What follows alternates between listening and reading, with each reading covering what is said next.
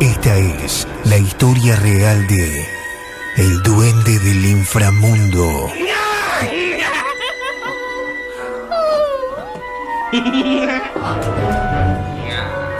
Mucho se ha hablado de duendes, mucho se ha escrito. De hecho, Internet está plagada de dibujos y fantasías sobre estos seres. Traviesos, inofensivos, esas criaturas elementales que podrían incluso estar ahora dentro del mismo sitio en el que estás vos. Esas criaturas que te observan desde la oscuridad, o tal vez a tus espaldas, mientras escuchás esta historia, desde algún rincón, agazapados, te observan. ¿Te dio escalofríos? Es señal de una presencia. A veces te susurran al oído. Los gatos suelen verlos y jugar con ellos. Sin embargo, poco se habla de otra clase de duendes. Los duendes del inframundo. Esta historia está fechada en diciembre de 1978. Santiago del Estero, localidad de Frías. Este duende al servicio de Satanás tenía apodo, el Diablillo. Varios vecinos del lugar lo habían visto. Por eso y por el proceso militar, mucha gente no salía de noche. Prefería quedarse en sus casas. Pero varios valientes se animaban a salir igual, sobre todo en las noches de sábado, a orillas del río Albigasta. Muchos conocen la historia de Pedro Montes y su novia Andrea. Una de esas noches los dos se escaparon al río. Hacía calor y se desnudaron completamente para nadar y hacer el amor bajo la luz de la luna. El sonido de la noche era el de una selva de insectos, grillos, cascarudos voladores y unos moscones gigantes que rompían el silencio. Cuando los chicos estaban por volver, notaron que no estaba su ropa. Alguien se las había escondido. Pero era imposible que alguien hubiera bajado a esa playita porque lo habrían visto. Fue en ese momento en que desde la oscuridad, desde los árboles, alguien empezó a silbar, como burlándose.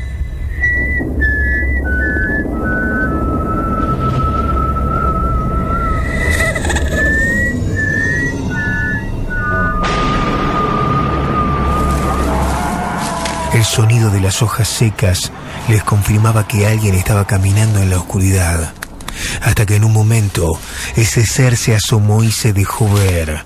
Según la descripción de Andrea, era bajito, no llegaba al metro de altura. La cara era deforme, parecía quemado, los ojos rojos y la particularidad de tener manos pequeñas pero largos dedos.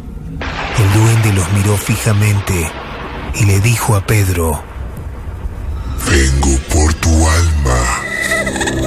Acto seguido le arrojó una piedra que pudo esquivarla. Rápidamente salieron de ahí. No les importó estar completamente desnudos, pero lamentablemente, en una curva cerrada de la ruta, mientras corrían, un automovilista que se había cruzado de carril atropelló a Pedro.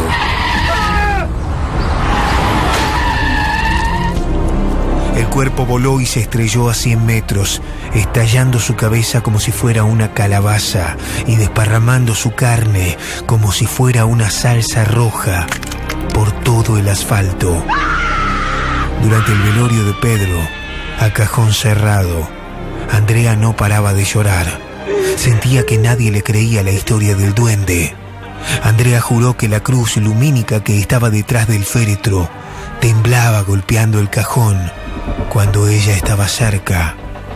Pero algo ocurrió en esa casa velatoria, esa madrugada.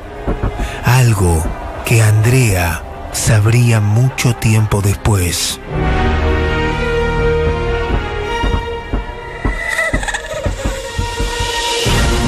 Luego del entierro, la primera noche que ella pasó en casa de sus padres, tuvo un sueño revelador.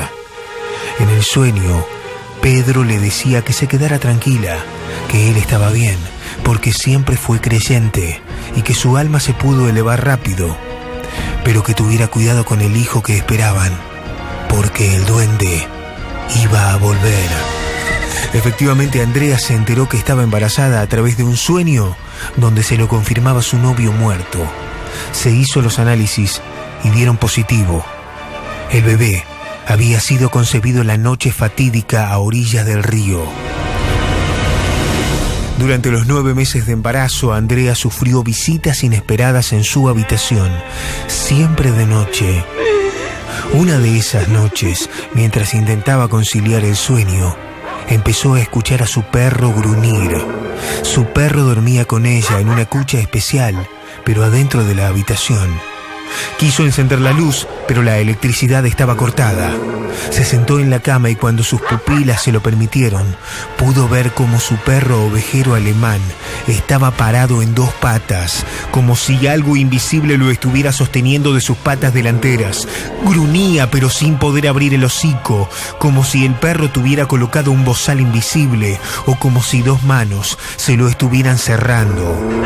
Andrea gritó y sus padres estuvieron en la habitación rápidamente.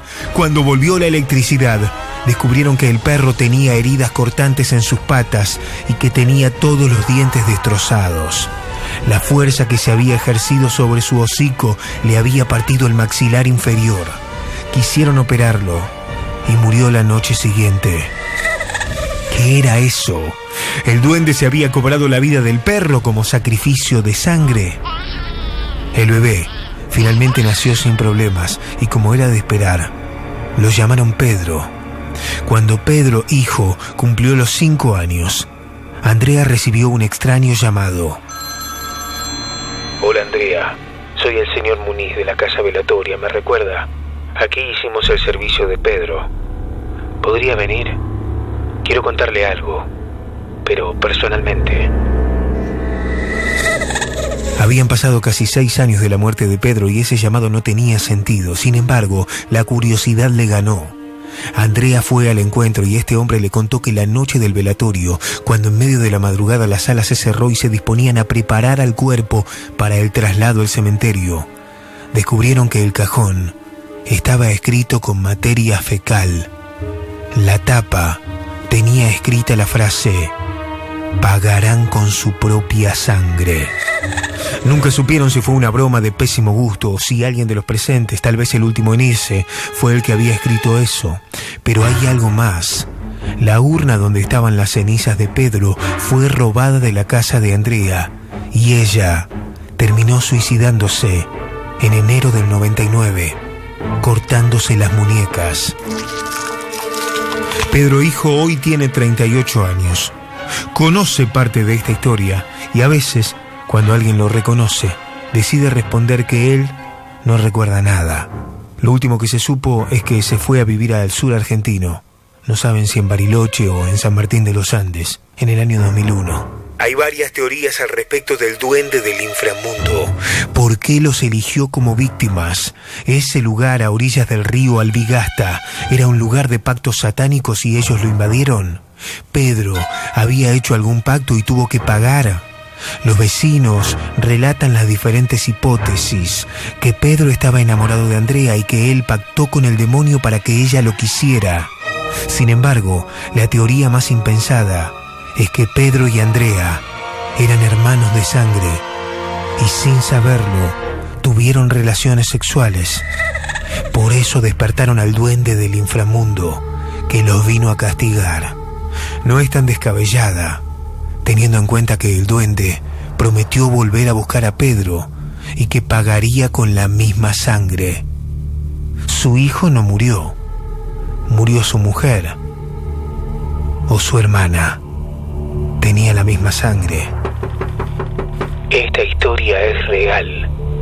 La historia del duende del inframundo.